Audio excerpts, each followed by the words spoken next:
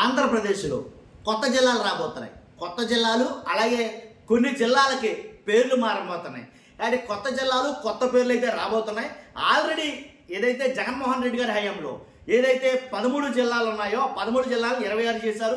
26 జిల్లాలు చేసిన తర్వాత చాలా వ్యతిరేకత మూట కట్టుకున్నారు జగన్మోహన్ రెడ్డి గారు. చేసింది మంచి పని అయినప్పటికీ దాంట్లో విఫలమయ్యారనే ప్రచారం ఎక్కువగా అయితే కనుక జరిగింది.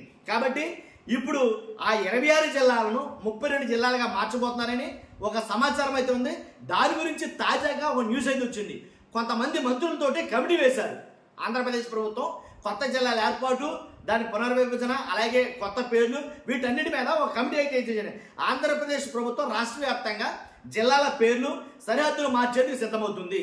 కాబట్టి ఈ విషయం మీద ఫస్ట్ అయితే మీరు లైక్ చేయండి. మీ అభిప్రాయాన్ని కామెంట్ రూపంలో తెలియజేయండి. మీ జిల్లా జిల్లాగానే ఉంటుందా, దానిలో ఏమైనా మార్పులు చేర్పులు కావాలనుకుంటున్నారా? మీరు మీ జిల్లా పట్ల మీ అభిప్రాయం తెలియజేయండి. అంతేకాదు కొత్తగా మన ఛానల్ చూస్తే పక్కాగా సబ్స్క్రైబ్ చేయండి. మన ఛానల్లో ఏ జిల్లా వాళ్ళు ఉన్నారో నాకు కూడా ఒక ఐడియా వస్తుంది. కాబట్టి మీరు మీ జిల్లా పేరు అయితే కనుక తెలియజేయండి, దానికి సంబంధించిన వివరాలు తెలియజేయండి. అంతేకాదు ఫస్ట్ అయితే లైక్ చేయండి. ఎక్కువ మందికి ఇన్ఫర్మేషన్ చేరవాలి కదా, లైక్ చేయండి మీ బాధ్యత. అంతేకాదు ఫస్ట్ అయితే కనుక ఆంధ్రప్రదేశ్ ప్రభుత్వం రాష్ట్ర వ్యాప్తంగా జిల్లాల పేర్లు సరిహద్దులు మార్చేందుకు సిద్ధమవుతుంది. కొత్త జిల్లాల ఏర్పాటు, పేర్లు మార్పుపై ప్రజల నుంచి చాలా విజ్ఞప్తులు వచ్చాయి, గతంలోనే వచ్చాయి. ఈ మేరకు ప్రభుత్వం ఒక కమిటీ నియమించింది. ఆ కమిటీలో 7 మంత్రులతో ఒక ఉపసంఘాన్ని ఏర్పాటు చేసింది. ఆ ఉపసంఘంలో అంటే ఈ కమిటీలో అనగాని సత్యప్రసాద్ ఒకడు, పి నారాయణ గారు ఒకడు, అలాగే వంగలపూడి అనిత గారు, బీసీ జనార్దన్ రెడ్డి గారు, నిమ్మల రామానాయుడు గారు, అలాగే నాదెండ్ల మనోహర్ గారు, సత్యకుమార్ యాదవ్ గారు, వీళ్ళంతా సభ్యులుగా ఉన్నారు. రెవెన్యూ శాఖ ప్రత్యేక ప్రధాన కార్యదర్శి కన్వీనర్గా ఉంటారు. ఇది మామూలే. ఈ కమిటీ పేర్లు సరిహద్దులు మార్చడం వల్ల పరిపాలన మెరుగుపడుతుందా లేదా అనే దాన్ని పరిశీలిస్తుంది. పేర్లు సరిహద్దులు మార్చడం సాధ్యమా కాదా అనేది కమిటీ చూస్తుంది. జిల్లాల సరిహద్దుల్లో ఉన్న సమస్యలను పరిష్కరిస్తుంది.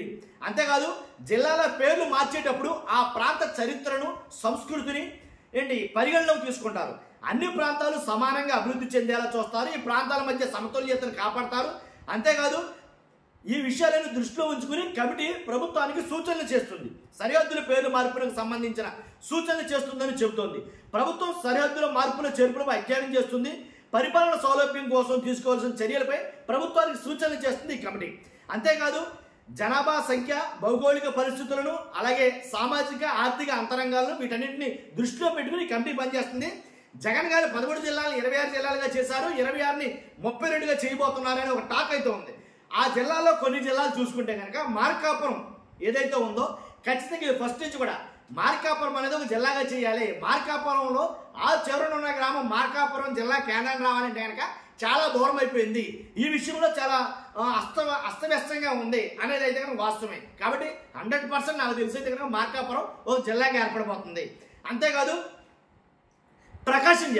ప్రకాశం జిల్లాని భౌగోళికంగా చూసుకుంటే కనుక బాగా పెద్దదే, దాంట్లో ఎలాంటి డౌట్ లేదు.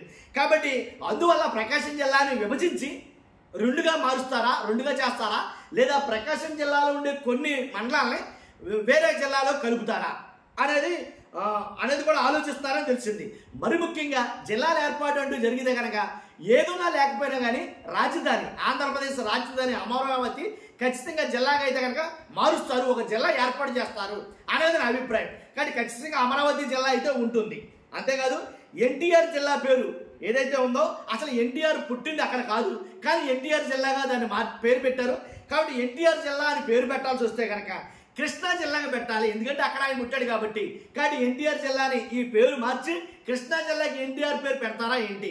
పేర్లు మారుస్తాము లేదా మార్పులు చేర్పులు ఉంటాయన్నారు కాబట్టి అంతేకాదు కృష్ణా జిల్లాలో, అలాగే అల్లూరు సీతారామరాజు జిల్లాలో, పార్వతీపురంలో, మన్యం జిల్లాల్లో ఇలాగ ఈ జిల్లాలో కూడా కొద్ది గొప్ప మార్పులు చేర్పులు అయితే ఉండబోతున్నాయి. దాంట్లో ఎలాంటి డౌట్ లేదు. అలాగే బాపట్ల జిల్లా చూసుకున్నా సరే.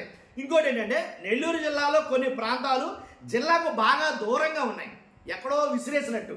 కాబట్టి వాటిలో కొన్ని ప్రకాశం జిల్లాలో అంటే నెల్లూరు జిల్లాకి దూరము, ప్రకాశం జిల్లాకి దగ్గర ఉన్న మండలాలు, ప్రాంతాలు ఉన్నాయి.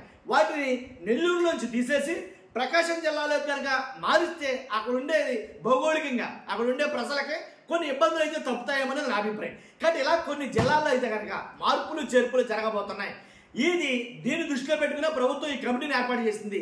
కాబట్టి అన్నీ సక్రమంగా జరుగుతాయా, లేకపోతే రాజకీయ పరంగా ఏమన్నా ఆలోచించి, అంటే ఒక మాట చెప్పాలి మీకు ఇక్కడ ఏంటంటే 175 అసెంబ్లీ స్థానాలు ఉన్నాయి కదా మనకి. 175 అసెంబ్లీ స్థానాలు 275 అసెంబ్లీ స్థానాలుగా మారుస్తారు.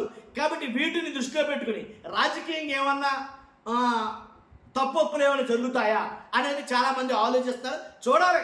మొత్తానికి జిల్లాల పునర్విభజన మార్పులు చేర్పులు సామాన్యమైన విషయం కాదు. ప్రజలందరికీ ఆమోదయోగ్యంగా ఉండాలి. అలా లేకపోతే ప్రజలు ఒప్పుకోరు, లేదంటే తీవ్ర వ్యతిరేకత వస్తుంది. ఆల్రెడీ అలాగే జరిగింది. కాబట్టి చూద్దాం ఏం జరుగుతుందో, ఏం జరగబోతుందో అనేది. ఫస్ట్ అయితే లైక్ చేయండి, అది మీ బాధ్యత. నాకు కూడా మోటివేషన్ ఉంటుంది. లైక్ చేస్తే ఇన్ఫర్మేషన్ ఎక్కువ మంది చేరుతుంది. కొత్తగా మన ఛానల్ చూస్తే పక్కగా సబ్స్క్రైబ్ చేయండి. మీ అమూల్యమైన అభిప్రాయం, మీరు ఏ జిల్లా వాసి, నా సబ్స్క్రైబర్లు కానీ ఖచ్చితంగా కామెంట్ రూపంలో తెలియజేయండి. చూస్తున్న మీకు అందరూ కూడా థ్యాంక్ యూ వెరీ మచ్.